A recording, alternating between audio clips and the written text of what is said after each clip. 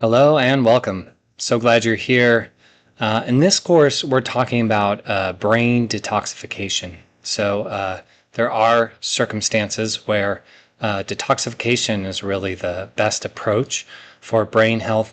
So we're going to go over some of the indications for this and then some general protocols to help you detoxify your brain.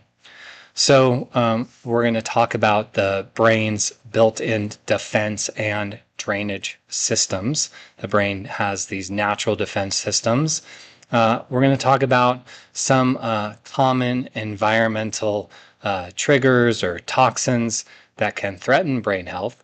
And then I'm going to give you some ideas of some actionable strategies to protect your brain from these different environmental toxins, and then to detoxify your brain if you've had a high exposure of these different chemicals. So the brain is incredible, as you've learned so far in this class. I mean, it consumes a huge amount of energy. It's really the control center for most of the body. But there are certain things that can cross the blood-brain barrier and create problems in the brain. So this could be different chemicals. It could be bacteria or viruses or mold.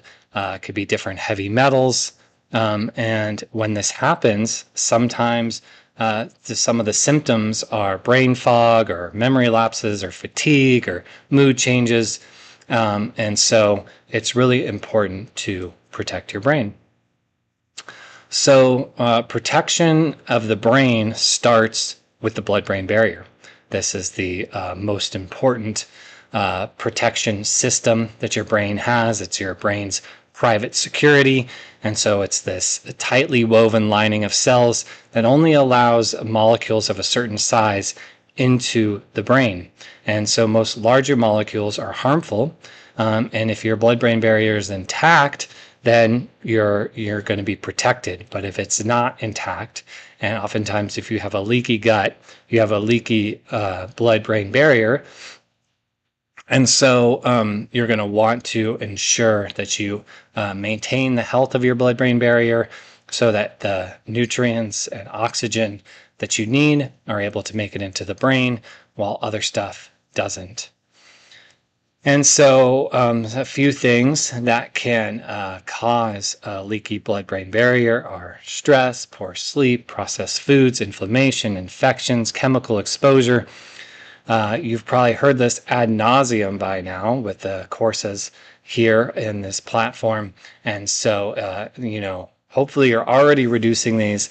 But if you've had a history of a lot of this exposure, then I'm glad you're here because we're going to give you some tools and tactics and strategies to help manage this.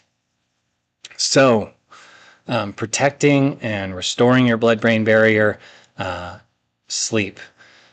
Sleep is one of the most important things for the brain, especially deep sleep.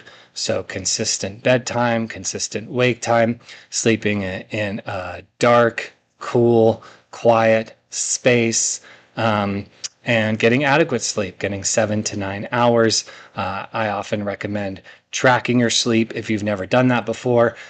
Many people think they don't sleep well and then they track their sleep and realize sleep's not all that bad. So it's good to get some data about what's going on with your sleep.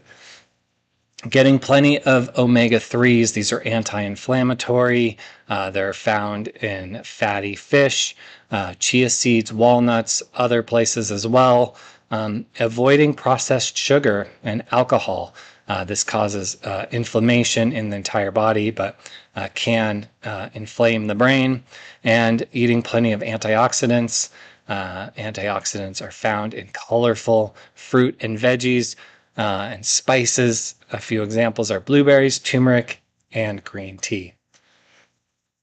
So I'm not a huge fan of heavy metal detoxification, but there are some people that have had really high exposure to heavy metals, whether that's the mercury in dental fillings, or there's mercury in fish these days, or maybe lead pipes or lead paint. or you're using aluminum cookware, like rice cookers are commonly made out of aluminum, or cooking with a lot of aluminum. All of these can expose you to heavy metals. Your body is pretty well set up to minimize or reduce these heavy metals, but you can get a high enough exposure where it does cause problems. It's the same problems as all of the other stuff: brain fog, memory loss, anxiety, poor concentration. So it's likely you do have some level of heavy metal accumulation due to lifelong exposure, but most of the time the accumulation is not enough to cause problems. But if you just want to help keep yourself safe, anytime you eat fish, make sure you're eating it with cilantro. When I was a chef, I would make this cilantro pesto and put it on fish like halibut. So that's a great way to just kind of minimize your exposure to that, because the cilantro chelates the mercury immediately. It doesn't take the old stuff out of your system, but any new exposure it's going to take out of your system. There's other natural gentle chelators like chlorella, activated charcoal. And then check your cookware. If you're using aluminum cookware, stop, get stainless steel, cast iron, porcelain. There's lots of other better cookware choices. And I don't recommend people do a heavy metal detox, but if you're planning on doing that and you're working with a healthcare provider, just know that it takes a long time. It's a very time-intensive process. So make sure you're up for that before you jump in. So, this mold is, in my opinion, kind of one of the invisible epidemics. Most people have pretty high mold exposure and don't even know they have exposure. And most people are not that mold sensitive, so they don't have any symptoms with the mold exposure. But these mold spores can be inhaled, and they can affect the brain and the nervous system. They can cause fatigue, headaches, poor focus, light sensitivity. They can cause insomnia. So making sure that you're not exposed to mold, or if you are, detoxing or healing yourself is very important. There are lots of different techniques for managing mold, but here are a few easy recommendations that you can implement today. So use dehumidifiers, especially if you live somewhere with lots of rain, or if you have any indication that you might be exposed to mold. HEPA filters, really high quality ones, often are able to trap spores. Take binders. Here we mentioned bentonite clay, charcoal. It's a great binder. As well, you just want to take these away from food or supplements at least 60 minutes away, because they're going to bind to anything. And so if you just ate, they're going to bind to all those healthy nutrients that you want in your food. And then supporting your liver. Your liver is the master detoxifier in the body. If it's overwhelmed, it's going to have a hard time managing the mold that you're experiencing. So you want to give it plenty of support. You can use cruciferous vegetables. My favorite is broccoli sprouts. It's really high in sulforaphane, but anything, cabbage, kale, broccoli, there's lots of great cruciferous vegetables that you can use. And then milk thistle is one of the most important herbs for the liver. It's like a liver tonic, so that's a great one to use too. So let's talk some more about glutathione. So glutathione is produced in your body, but sometimes you need a little extra support. It's an extremely powerful antioxidant, and as such, it detoxifies the body as well. It binds to toxins, neutralizes them, and helps to transport them out of the body. And our body does produce glutathione, but the amount of production starts to decline after the age of 40, making you more susceptible. And so, these lower levels of glutathione can be linked to brain fog, poor memory, increased inflammation. So taking glutathione can be really helpful here. So again, sulfur-rich foods, garlic, onions, broccoli sprouts are all helpful ways to support your body's own natural production of glutathione. Or you can take supplements. N-acetylcysteine, or NAC, is a precursor to glutathione, or you can get glutathione. It seems like the liposomal types of glutathione are more absorbable, so I usually recommend those. And then just in general, to help your body's kind of own natural antioxidant systems, intermittent fasting can be helpful if you're not familiar with that. That's basically where you have a short eating window, maybe 6 hours. So you're fasting for 18 hours and then you're eating for only 6 hours during a 6-hour window. This can be really helpful for detoxification. Exercise is great for detoxification, and then synergistic nutrients, vitamin C, E, both of those help to recycle glutathione and make it more effective. Glutathione and vitamin C is a powerful combination. So we talked a little bit about the glymphatic system in one of our earlier lectures, but just to remind you, the glymphatic system is the brain's own lymphatic system, and the lymph is the drains of the brain. So it's basically getting rid of the stuff that doesn't belong. It flushes out wastes from the body, and it primarily works while you're asleep and primarily in deep sleep. So the best way to support the glymphatic system is to get good sleep. Another way to support the lymphatic system, which is related to the glymphatic system, is to stay hydrated, drinking plenty of water throughout the day.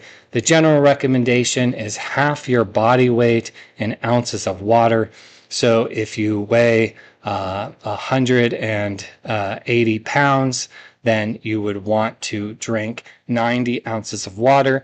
If you're really focused on brain detoxification, you'll probably want to drink more than that. And then, of course, getting adequate sleep, and then light exercise also stimulates the lymphatic flow. I think the amount of environmental toxins in our air and our water and our buildings is higher than it's ever been before. We only know a small amount of the actual toxins that industrial nations are producing every day. And so the ones that we're familiar with are pesticides and BPA and flame retardants and artificial fragrances. And these cause tons of hormonal imbalances and cognitive decline and neurodevelopmental disorders. But we probably don't even know the half of it in terms of environmental toxins. So keeping these detoxification pathways working correctly is extremely important in this day and age.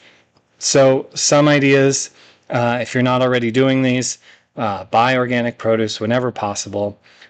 Don't use plastic containers or bottles, especially if they've been in the sun, because they can leach BPA into whatever you're drinking. Use non-toxic personal care and home products.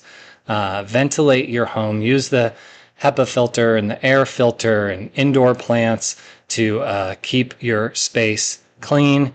Use a high-quality water filter. I like reverse osmosis to remove any chemicals that don't belong there.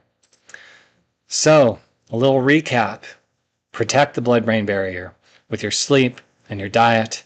Address specific toxins, heavy metals or mold. Support your body's detoxification system by eating foods that help you produce more glutathione or taking glutathione as a supplement. And activate your brain's drainage system, that glymphatic system, through getting adequate sleep, and especially deep sleep, and staying hydrated throughout the day, and then limit your environmental exposure. All right, well, that's it for this detoxification class. I hope that gave you some new tools that you can start to implement. If you have any questions, or if you need me to go more in depth on anything that was covered in this class, please let me know. I'd be happy to do it.